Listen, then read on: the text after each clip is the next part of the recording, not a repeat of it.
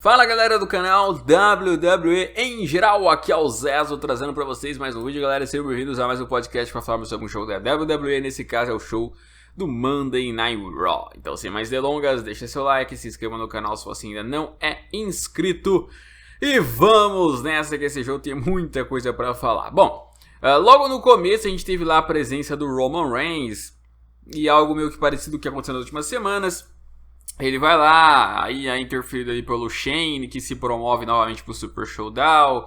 E aí o Roman volta a alfinetar ali o Shane, e aí aparece o Drew pra alfinetar o Roman e dizer que o Best in the World vai vencer ele e tal, aquela conversa toda. No meio dessa conversa acabou sendo confirmado também que o Roman Reigns vai enfrentar o Drew McIntyre no próximo pay-per-view que for ter da WWE depois do da Arábia Saudita. O Super Showdown vai ser Shane contra Roman, mas o próximo, que é o Stamping Ground, se eu não me engano, vai ter então o Roman Reigns contra Drew. Aí nisso o Revival aparece para atacar o Roman Reigns pelas costas, o Shane e o Drew se unem a eles, só que aparece o Jimmy e o Jey Uso ali, primos do Roman Reigns e atuais rivais ali do Revival, para tentarem ajudar ali o Roman Reigns. E aí vira uma pancadaria ali e tal, e aí na sequência rola o combate que estava agendado mesmo de trios, né? O Roman Reigns ao lado do Jimmy e do Jey Uso, enfrentando ali o Drew e o Revival, né? E o Shane McMahon ali de manager, aquele combate só pra dar uma animadinha no começo do show do Raw, né? O que me chamou muita atenção foi o público, né? O público ali extremamente a favor do Roman Reigns, gritando o nome do Roman Reigns. O Roman Reigns bastante popular nesse show do Raw aí. Chamou muita atenção isso, né? O pessoal gritava toda hora que queria o Roman, queria o Roman, queria o Roman. E aí, meus amigos, no final lá, depois de algumas interferências do Shane, né, o Roman Reigns acabou se distraindo, foi finalizado pelo Drew do lado de fora, e dentro do ringue tava lá um dos irmãos Uso, acabou levando ali o Claymore Kick, o Revival segurou o outro, e aí saiu vitorioso ali a equipe dos Heels. E aí o que mais chamou a atenção, né, depois da luta eles começaram lá a bater no Jimmy e no Jay, bateram muito no Roman, e aí o Shane McMahon foi lá e fez um spear no Roman Reigns, né. Foi e mandou um spear aí no cachorrão, fazendo uma sátira ali ao Roman Reigns, né? Foi algo bem engraçado ali o que rolou. E foi bom o spear dele, viu? Foi até que bem feito o spear do Shane. Geralmente, quem não tem tanta habilidade assim com spears não faz. Eu lembro que o Undertaker uma vez fez no Edge em 2008, foi também bem legal, então foi interessante. Agora basta saber se ele vai tentar fazer no meio da luta também, né? Lá no Super Showdown. Mas enfim, eu acho que o Roman já era favorito para vencer antes, saindo por baixo agora eu acho que ele é mais favorito ainda. Ainda mais levando em consideração que depois ele deve ter esse combate aí com o Drew. Aí é de se pensar se ele vencerá mesmo o Drew. Talvez aí ele não vença o Drew quando for ter lá o combate dele no Stamping Grounds. Só para não ficar tão apelão assim, né? Mas pode ser que ele vença o Shane pra ir ali com saldo positivo, que depois aí uma derrota pro Drew não faria mal pra imagem dele. Inclusive ele já venceu o próprio Drew na WrestleMania, né? Então ele vem de vitória contra Drew, vitória contra Elias, iria de uma vitória contra o Shane. Então é bom que ele vença o Shane. E depois vamos ver o que vai rolar no Extreme Rules lá. É que tem um Stomping Grounds antes, né? Ninguém esperava por isso, nem eu esperava por isso. E acaba que tem esse novo pay-per-view da WWE ainda que a gente vai ver como que funciona. Basicamente deve ser só um especial ali no nome, não deve ter nada demais não, não tem nada temático. Vamos ver. Eu acho que o Roman Reigns vence então sem novidades. Aí a gente teve lá na sequência um Miz TV, né? O The Miz iria ali entrevistar o Seth Rollins. Aí desde aquela hora eu já ficava assim, tipo, pô, toda hora que o Seth Rollins estiver no ringue, entende-se que ele vai sofrer o cash-in em algum desses momentos, né? Um desses pode ser esse Miz TV. E aí foi lá, apareceu o campeão universal, o arquiteto. E aí eles começaram a conversar ali. O The Miz falou que o Seth Rollins naquele momento tinha um grande problema, porque primeiro que não era mais um simples Mr. Money in the Bank, mas era o Brock Lesnar como Mr. Money in the Bank. Aquilo assusta qualquer um, aquilo deixa qualquer um ali apavorado. E aí o Seth Rollins meio que argumentou ali que ele não pode ficar pensando no que o Lesnar vai fazer, ele tem que pensar no momento, né? Então, enquanto o Lesnar não vier ali e for ter um combate com ele não pode se concentrar nisso, porque se o Lesnar não vir, então meio que isso vai tirar o foco dele. Por exemplo, agora que ele vai ter o combate com o Baron Corbin no Super Showdown. Isso tiraria muito o foco dele nesse combate lá.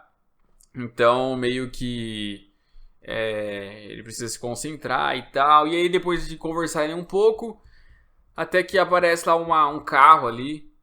E tá lá, então, o Brock Lesnar, tá lá o Paul Heyman. Os dois ali dão a entender que já vão direto pro ringue fazer o casting. O Seth Rollins já muda todo o semblante aí no rosto, fica meio assustado. Aí o Brock Lesnar decide não ir ainda. O Brock Lesnar decide ficar no backstage. O Seth Rollins já faz aquela cara ali fechada. E não rola casting naquele momento, né?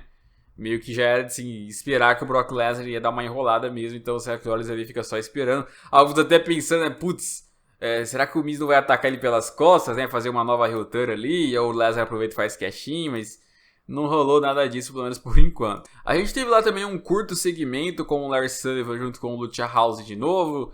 Onde ele vai ter um combate com eles no Super Showdown, mas ali nessa semana eles foram só se encarar, os três ali tentaram atacar ele tava batendo nos três, até que os três ali fizeram uma bela sequência, o Grêmio tá ali com o Lince do lado e o Kalisto, e conseguiram jogar ele pra fora do ringue, que acabou não voltando depois pro ringue pra tentar ali continuar batendo neles. A gente vai ver isso só mesmo no Super Showdown. É um jeito de que tentaram de fazer ali, dos três saírem um pouquinho por cima do Lars Sullivan, pro Lars Sullivan depois vencer eles no pay-per-view ali, só que sem colocar o Lars Sullivan tão por baixo, né? Mais ou menos essa é a ideia. Vamos ver. No fim das contas, o Lars Sullivan deve sair vitorioso, vai ser a primeira luta dele no main roster, finalmente. Vamos ver se finalmente ele consegue ter aí uma vitória. Você já pensou, cara? Depois de tudo isso, na primeira luta ele perde? Aí seria algo bem vergonhoso, né? Seria algo, talvez, não sei, seja uma espécie de punição, né? Porque ele tinha umas certas declarações pesadas lá com os latinos, aí eles botam ele pra perder pros latinos. Ia ser algo assim, bem engraçado, diga-se de passagem, né? Bom, aí no backstage tava lá Peyton Royce e a Billie Kay, tava lá a Nikki Cross, elas ali rindo da Nikki Cross e tal, que a Nikki Cross aí fica tentando chamar a atenção da Becky, enfim, detonando ali ela. Aí aparece a Alexa Bliss vem e diz pra elas duas sumirem ali, que estão enchendo o saco da Nikki. E aí elas falam que na verdade é porque a Peyton tem um combate marcado contra a Alexa naquela noite, e vê ela daqui a pouco. E aí a Alexa vai e começa a conversar ali com a Nikki, falando que ela entende de a Nikki Cross tentar ser amiga da Becky, porque a Becky é a campeã e que nenhuma outra ali quer ser amiga dela mesma. Então ela já entendeu, já tá acostumada, não tem problema. E aí a Nikki Cross vai e fala, não, relaxa. O que você fez no passado é passado. Você foi a única que prestou atenção em mim aqui. Antes eu era invisível, então eu sou sua amiga. Eu tô aqui com você. E ela, então tá bom. Então eu vou ter muito orgulho de estar hoje lá no collar do ringue te acompanhando no seu combate contra a Peyton Royce. Meio que substituindo aí ela, né? Aí tá bom, ok, né? Ok. Enfim, Alexa Bliss aí com mais uma amiga, igual foi a Mickie James, igual foi a Nia Jax, né? Mais uma trouxa ali enganando. Bom, e aí então, depois a gente tava lá com a Becky Lynch no ringue. A Becky Lynch aí campeã feminina do Raw. Ela tava falando ali sobre toda a caminhada dela, que ela ganhou o Royal Rumble, ganhou na WrestleMania da Honda, ganhou o título feminino. E só que ela também teve algumas baixas, umas derrotas, e a derrota foi por culpa da Lacey, que fez ela perder pra Charlotte. A própria Lacey Evans interrompe e começa a criticar a Becky de novo, falar ali que ela não sabe ser uma dama e tal, e tal, e tal. Aí, meus amigos, aí quem aparece de novo? Charlotte Flair. Mais uma vez a dona Charlotte tendo confronto com a Becky Lynch. Não muda. Isso não muda, não adianta. Vai ficar os 5 anos isso. Becky Lynch, Charlotte. Sempre tem que envolver ela. Se a rivalidade vai ser Lacey Charlotte, deixa a Lacey Charlotte. Se vai ser Becky Lacey, deixa a Becky Lacey. Toda vez tem que trazer ali uma. Isso sim enjoa, né? E aí ela foi lá falar de novo que a Becky não pode reclamar, porque de dar desculpas, porque ela venceu sim a Becky Lynch. E aí ela alfinetou também a Lacey Evans ali, falando que ela não é nenhuma filhinha de papai do Ric Flair, porque ela vai passar os 16 títulos dele e ela já tem 9. E aí então a própria Lacey depois respondeu que ela foi 9 vezes campeã, ou seja, já perdeu todos, né? E aí então, também eu não lembro bem o que ela tinha dito ali, mas só sei que ela terminou dizendo que ela, a não ser que a Charlotte queira experimentar a direita dela, né? E mandou um soco de direita ali na Charlotte mesmo ali. E aí causou confusão. E na sequência a Becky Lynch saiu do ringue e as duas foram para um combate ali. É um combate que não teve vencedora porque a Becky Lynch interferiu, jogou a Charlotte para fora e depois deu uma surra ali na Lacey Evans e foi resumidamente isso. E aí eu fiquei sem entender nada, tipo, o que tá acontecendo afinal? Porque no SmackDown parece que vai ser Bayley contra Charlotte, mas aí a Lacey Evans também se envolve e aí parece que vai ser as três então, Lacey, Bayley, Charlotte. Só que aí no Raw a Lacey fica brigando com a Becky e aí a Charlotte também se envolve, aí fica parecendo que é Charlotte, Becky, Lacey. E, tipo, o que vai ser afinal? Decidam-se. A Charlotte vai estar nas duas rivalidades, ela não vai estar em nenhuma, como que vai ser? Sabe? Tá muito confuso isso. Desde que começou esse negócio de Coringa e também, desde que a Becky ganhou os 2 títulos também ficou meio confuso, né? Tipo, quem vai ficar em qual lugar? Quem vai rivalizar com quem? Por que fulana tá sendo envolvida, sendo que ela nem vai lutar? Eu não consigo compreender isso. Eu não sei por que também eles não dão oportunidade para outras. A Nick Cross, a Ember Moon também. Esse tempo atrás aí voltou. Não sei como que tá a situação dela agora. Se lesionou ou não. Sabe, tipo... Tá meio confuso essa situação, mas ok. Vamos descobrir aí depois do Super Showdown, que elas não vão poder lutar, como que vai ser essa situação aí de cada uma, como quem cada uma vai lutar, se as três vão lutar juntas, enfim. Aí a gente teve lá também a presença do campeão até então americano Rey Mysterio. Ele vem lá no ringue e fala lá então que ele está há muitos anos na WWE e tem agradecimento por tudo que já aconteceu ali. E que o filho dele quer seguir os passos dele ali, o mesmo trabalho que ele. Então ele precisa naquela noite ensinar algo pro filho dele ali, uma coisa envolvendo honra, né?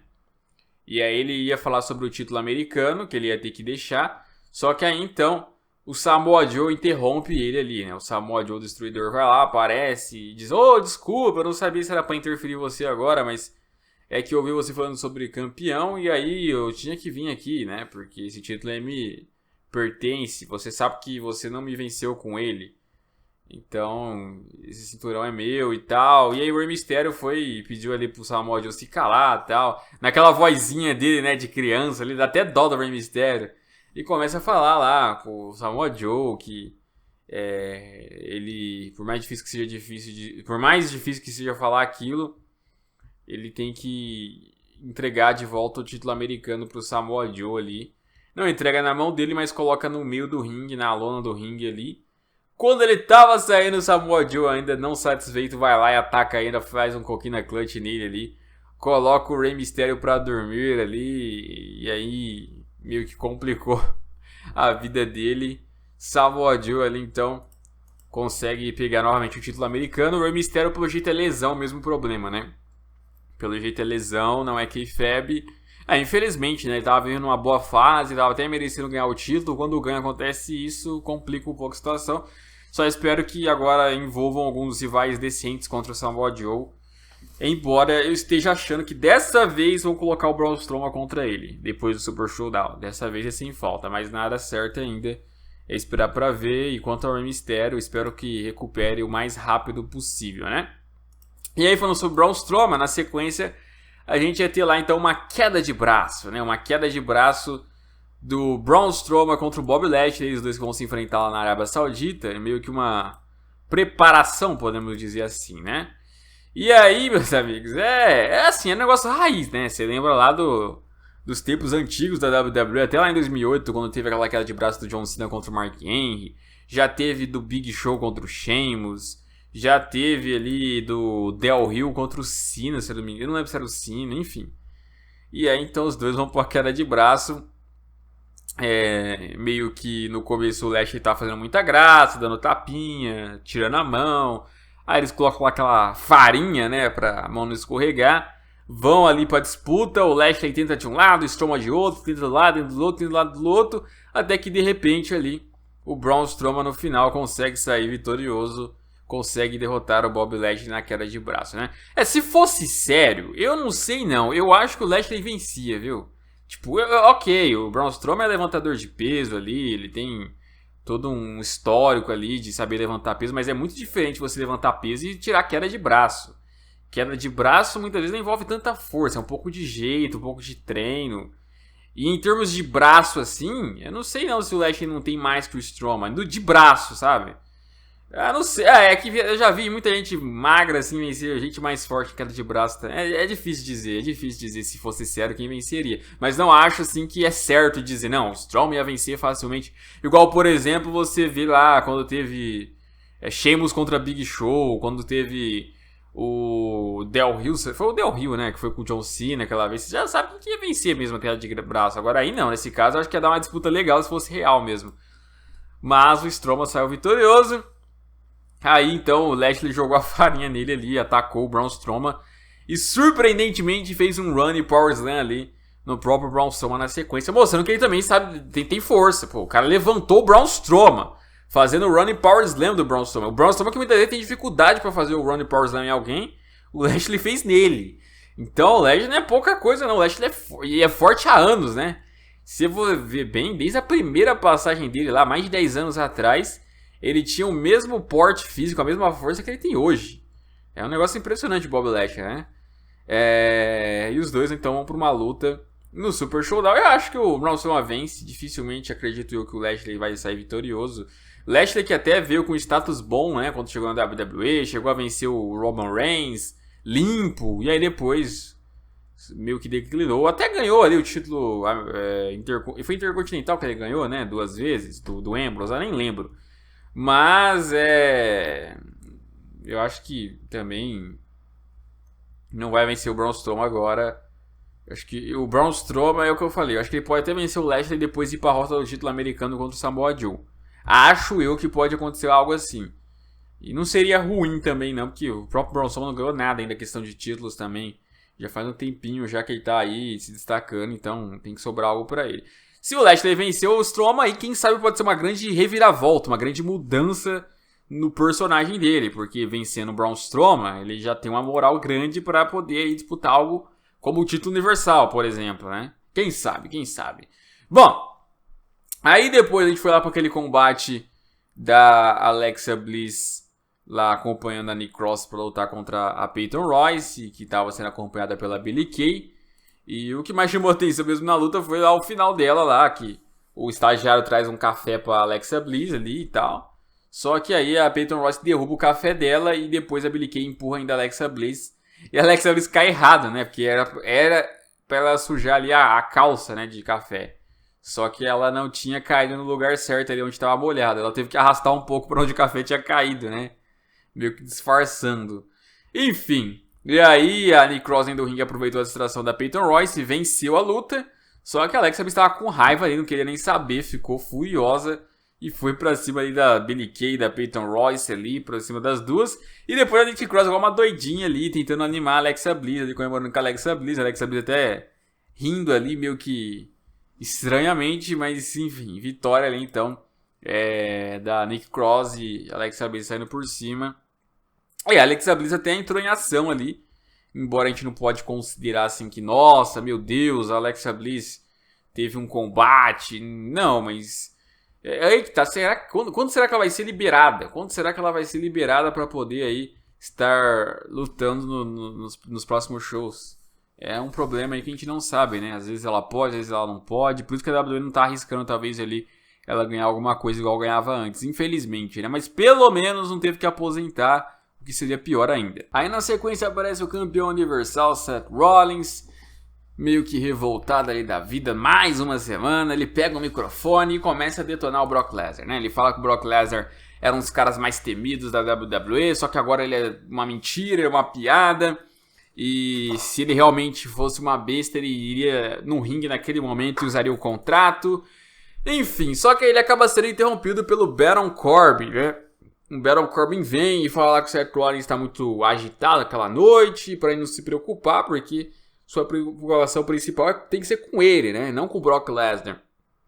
E aí então ele diz também que O Seth Rollins se diz aí sonhador, tal, que tá vivendo o sonho dele, aquilo é a vida dele, só que ele ultimamente vem triturando alguns sonhos. E aí novamente cita lá que ele ganhou do Kurt Angle, acabou com o sonho do Kurt Angle, aposentou o Kurt Angle.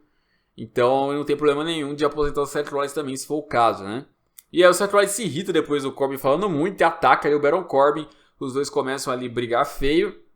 Só que aí então de repente toca a música do Brock Lesnar mais uma vez. O Seth Rollins se distrai e aí com essa distração o Baron Corbin vem e aplica um End of Days pra cima dele, né?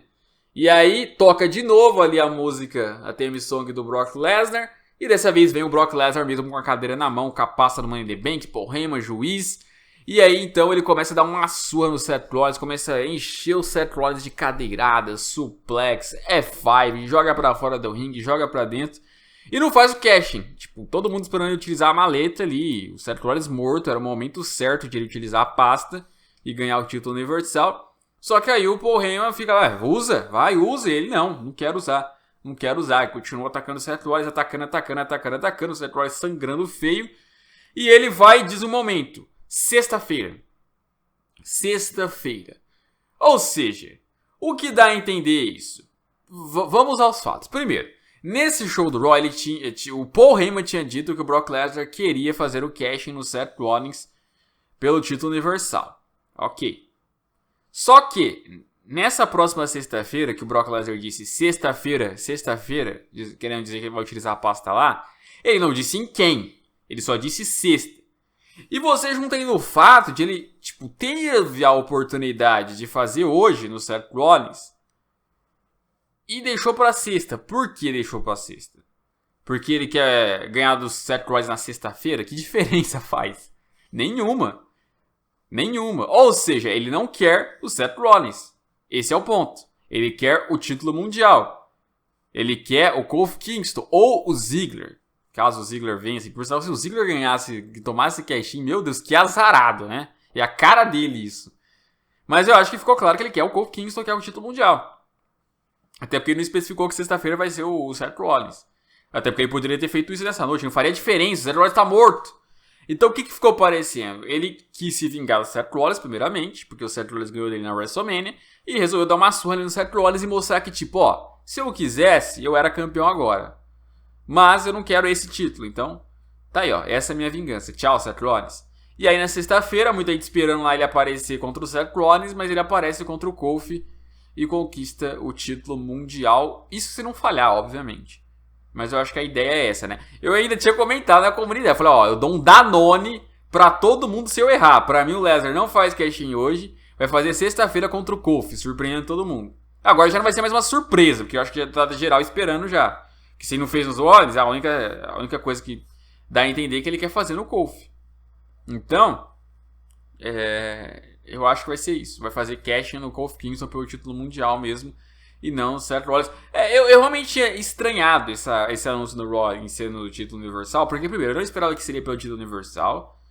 E então, ainda mais um show do Raw assim. Então eu fiquei muito confuso. Eu pensei, então vai falhar.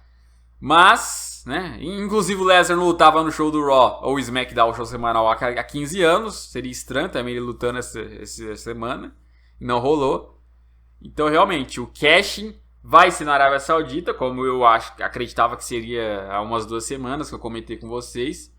E ainda por cima, acho que também vai ser pelo título mundial. E aí se vai dar certo ou não, se vai falhar ou não, eu não sei. Se vai ser no Kofi ou no Ziggler também, não sei, mas vai ser lá. Claro que é mais a cara de ser no Kofi Kingston, sabe? Porque é igual eu tinha comentado. O Mr. Money in the Bank esse ano poderia ser um cara bem chato pra acabar com o reinado do Kofi, com o sonho do Kofi Kingston, e ficar extremamente odiado. Claro que eu não esperava que seria um cara part-timer, porque ninguém merece um part-timer novamente pegando um dos títulos principais. Mas, enfim, dentro da storyline combina ser ele. Só isso também, né? E digamos que até o reinado dele pela pasta tá sendo mais interessante que os que ele teve pelos títulos, né? Incrível isso, incrível. Aí o Seth Rollins lá, todo acabado, todo bagaçado, saiu de maca ali, a Becky Lynch, a namorada dele ali junto, o Ratinho, né? O Ratinho que tá junto com ele há anos aí, deu uma nostalgia. Enfim, mas no fim das contas, tudo dando a entender que, nossa, o Seth Rollins tá arregaçado. Ele vai se matar contra o Corbin, se sobreviver o Lesnar acaba com ele. Aí é que tá, meus amigos. Tudo pode despistar, acredito eu. Eu acho que pode despistar, tá? Eu não tenho certeza, pode ser que não seja nada disso. Pode ser que realmente ali o Lesnar faça cash nele, e fale, ou ganhe. Mas é que eu falei, não faz sentido. Se ele podia fazer hoje, por que ele não fez? Enfim. E aí na sequência a gente teve lá a divertida Casa dos Vagalumes ali com o Bray Wyatt mais uma vez, em mais uma edição, cheia de referências dessa vez, né? Tava lá o nosso querido Bray Wyatt apresentando, e ele ele fala que é um dia de exercícios, né? E apresenta ali um porco dele, né? Um bonequinho ali, que se chamava Husky, fazendo clara referência ao seu antigo personagem, o Husky Harris, né? O Husky Harris era o antigo personagem dele do tempo de Nexus, caso vocês não se lembrem. E tava lá ele comendo toda hora ali, falando que o chocolate é muito bom. E o Bray Wyatt fez uma crítica em relação a isso, que ele tava muito gordo e tal, enfim. E aí então, depois os dois ali, depois de conversarem, olham pro lado, de repente aparece outro boneco ali com chifre de diabinho, que era ali, dá a entender que era representando o Vince McMahon, né? O chefe, porque ele até chama de chefe ali. O Vince McMahon dando uma bronca ali neles. E aí, muita gente falou que parece o Silvio Santos, parece o Bolsonaro. E parece mesmo, parece um monte de gente esse bonequinho. E aí dando uma bronca ali nos dois. E aí no fim das contas acontece aquelas maluquices lá que eles falam. E de repente todos eles ali começam a dançar, fazendo academia ali, né? Tipo, começa a tocar uma musiquinha ali, o ratão começa a tocar ali o piano, e o Bray Wyatt dançando, o porco dançando, o Vince dançando todo mundo aí, a bruxinha dançando também, enfim. Maluco esse segmento. E aí todos eles ali brincando, e depois lá várias referências, símbolos, enfim.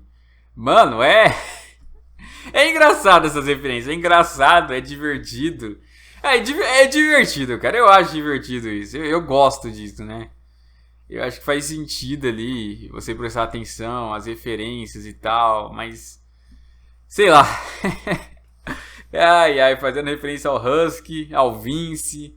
Qual vai ser a próxima? Será que vai falar do Harper, do Rowan, da White Family em algum momento?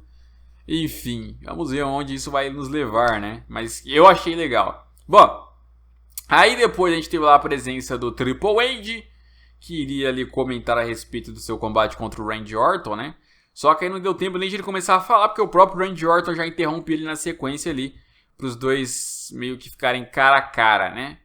E aí o Triple H vai e fala ali pro Orton que depois de tantos anos ali juntos, eles dois ali sabem muito bem que depois de tantos segmentos não tem quase nada mais para eles falarem um pro outro que eles já não tenham dito antes. Tipo, tudo que um iria dizer pro outro ali naquele momento já disseram há muito tempo atrás também, então ficaria repetitivo. Mas apesar disso, que fique bem claro que na Arábia Saudita ele vai chutar o traseiro do Randy Orton, né? E aí o Orton vai falar, olha, tá bom, mas você tem que lembrar que eu não sou o Batista, né? Pra começo de conversa. E ele disse que ainda assim vai ser muito interessante derrotar o Triple H na sexta-feira, colocando um ponto final nele. E aí o Triple H vai falar que muitas pessoas durante vários anos tentaram derrubar ele, né? Mas até então ele continua ali de pé. E aí ele vai e diz que o Randy Orton não é o cara escolhido.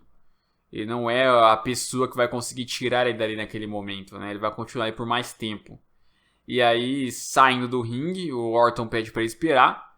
E o Orton vai e fala ali pra ele que antes de ele entrar no ringue na sexta-feira na Arábia Saudita, pra ele lembrar também de tirar as bolas dele de dentro da bolsa da Stephanie, né? Dando a entender ali que seria uma espécie de pau mandado, né? O Triple H, uma espécie de pau mandado ali. E o Triple H volta então pro ringue, dá aquela risadinha, o Randy Orton também. E aí então, o Triple H vai e diz que de fato essa ideia é bastante infernal, né?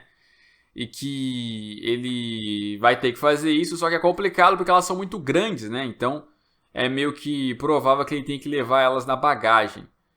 Só que ele disse que apesar desse fardo, o Randy Orton nunca vai saber o que é ter que fazer isso, já que ele nunca teve bolas.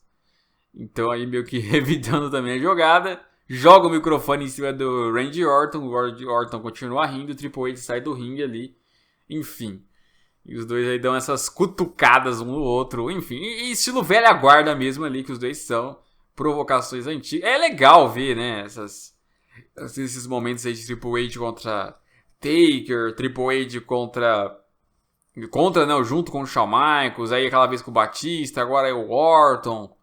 É legal essas coisas antigas aí envolvendo, né?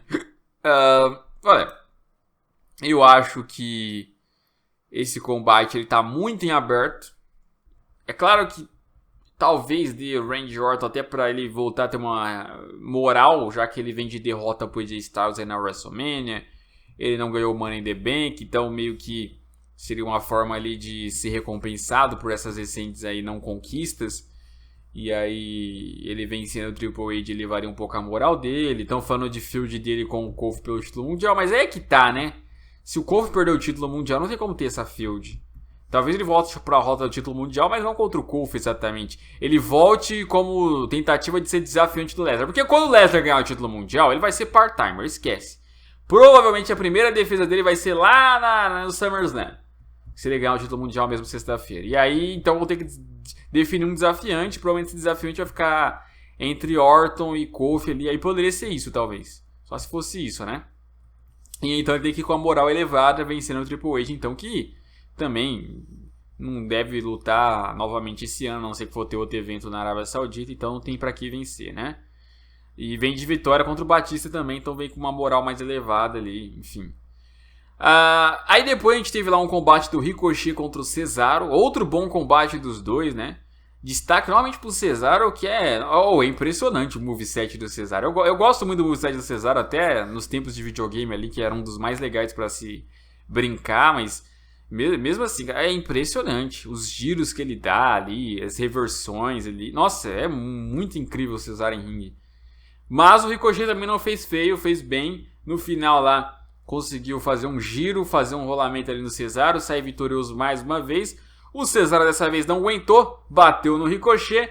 E aí ele ia tirar ali uma escada ou uma mesa debaixo do ringue para tentar bater no Ricochet. Porém, de repente, quando ele puxa a mesa, debaixo da mesa tá lá grudado o R-Truth, né? O R-Truth se prendeu ali na mesa para se esconder, né? Ele que tem o título 24/7, todo mundo quer esse cinturão. E aí o galera descobre que ele tá lá, vai lá todos os jobbers lá atrás desse título, correndo igual uns loucos. E aí o R-Truth tenta fugir ali. Depois ali, eu não lembro o que aconteceu. Acho que o Ricochet tinha pular lá em cima de todo mundo, algo assim. Mas o ponto é que aí o Drake Maverick para ele no ringue, fica encarando ele. A Carmela manda um super chute ali no Drake, sensacional. Ela tirou os dois pés do chão, foi uma linda voadora ali no Drake. E aí então o Drake cai. E então o R-Truth e a Carmela fogem mais uma vez. O R-Truth conseguiu se manter como campeão 24/7. Tá indo bem o R-Truth, hein? Tá conseguindo sobreviver. Esses segmentos assim são engraçados. Isso sim é engraçado. Se for pra reter dessa maneira até vai. Mas que não fique muito enjoativo aí. Esse negócio do R-Truth segurar o cinturão. Acho que a partir da semana que vem não precisa mais deixar com ele. Pode deixar com algum outro superstar já o título. Deixando fixo ali, né? Bom, aí a gente teve também aí no evento principal a presença do Deadman Undertaker. Faltava pouquinho para acabar o horário do show, então já se imaginava que seria pouca coisa que ele faria. Eu imaginava que talvez pudesse ter um Goldberg ali interferindo, mas não, vai ficar mais pro SmackDown mesmo. Basicamente ele fez uma promo que não foi ruim não, a promo dele foi boa lá. Ele falou que... ele perguntou, né, o que será que acontece quando a gente depara com a morte pela primeira vez, né? E aí ele comentou que o céu escurece, o chão começa a se rasgar, ou você simplesmente se engasga com o fedor das almas, enfim. E aí então o Taker vai e fala que o Goldberg vai saber as respostas para tudo isso na próxima sexta-feira, né? E também ele avisou o Goldberg que é bom que o Goldberg que venha lutar seja o Goldberg ícone, né? O Goldberg realmente mítico. E não o Goldberg felizão, o Goldberg da família, o Goldberg dos filhos, o Goldberg paizão. Ele quer o Goldberg mito, que é o Goldberg imbatível, né? Porque se o Goldberg trazer menos que isso, essa primeira luta dos dois, essa primeira vez que o Goldberg for encarar a morte, vai ser a última, né? Ele disse também que ele ia abrir os portões do inferno, libertar o nível do desumano, de brutalidade que Goldberg nunca sentiu, né? E aí ele foi e disse que vai reivindicar a alma de Goldberg por toda a eternidade. E para encerrar, disse que o Goldberg é o próximo, né? Copiando a fala do Goldberg, todo mundo esperando que ele ia soltar um rest in peace, né? Um descanso em paz. Na verdade, ele copiou ali a fala do Goldberg, né? You're next. Então, meio que foram palavras pesadas, palavras que combinam com o personagem do Undertaker, só que foi curto, foi muito rápido e não teve uma interferência, então ficou meio que assim, parecendo que ia pro intervalo, mas na verdade tinha acabado o tempo do show. Eu não sei se também foi por causa de não tinha mais tempo pra fazer mais coisa. O Undertaker também demora 1 ano pra fazer a entrada dele. Mas, de qualquer maneira, o recado tá dado aí. Então ele prometeu destruição ao Goldberg. Pelas palavras dele, o combate tinha que ser sem desqualificação. Tinha que ter sangue, cadeirada, paulada. Coisa que você não imagina que o Goldberg vai fazer. Você não viu muitos combates do Goldberg fazendo isso, né? E nem o Undertaker recentemente... o Undertaker recentemente fez isso sim, ano passado, mas... Poderia repetir, mas a explosão não é essa. Mas o Undertaker está promovido na arena local do SmackDown de amanhã, embora não seja confirmado oficialmente. Quem está confirmado oficialmente é o Goldberg. É provável que o Undertaker possa interferir amanhã e atacar o Goldberg e depois perder na Arábia Saudita, como está sendo especulado aí. E eu também acho que vai perder, porque eu acho que o Goldberg deve lutar mais vezes esse ano. E se ele vai lutar mais vezes, ele tem que ir com a moral elevada também ali, vencendo o Undertaker, que tá meio que sem nada a perder ultimamente o Undertaker, né? Tá meio que nem aí o Undertaker, lutando às vezes, só por dinheiro mesmo. Vamos ser sinceros aqui, não tem problema nenhum, quer lutar por dinheiro, luta por dinheiro, mas é verdade, tá lutando por isso. E, enfim, mais uma luta aí. Pelo menos, né, esses combates da Arábia Saudita estão fazendo ter lutas que a gente nunca imaginou que voltariam a ter, tipo, o Shawn Michaels aquela vez voltando, o Goldberg agora com o Undertaker, daqui a pouco eles vão fazer Undertaker Sting, eu não duvido, né? É uma das coisas malucas aí, mas que os árabes conseguem fazer com a grana que eles têm, né? Mas é isso aí, galera. Comentem o que vocês acharam, deixa o like, se inscrevam no canal se ainda não são inscritos. Um abraço, até a próxima e fui!